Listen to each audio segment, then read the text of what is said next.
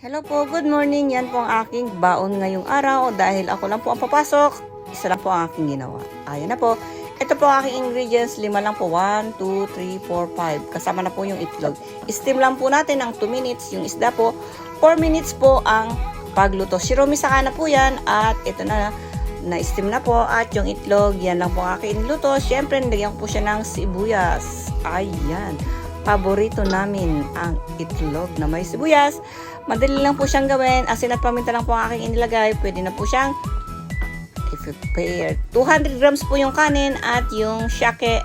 Nilagay ko na rin po. At yung kombu. Lagyan po natin siya ng nori.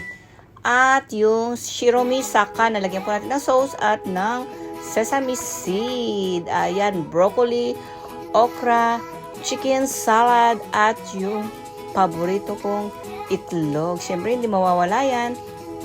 At sa mga papasok, yotsuki kudasai, tirashaimase, kagashina yoni, kyomo ichinichi gambarimasyo. Sa mga uuwi naman, ingat po kayo sa biyahe at mag-pray bago sumakay ng sasakyan. Bye-bye po. God bless. Thank you.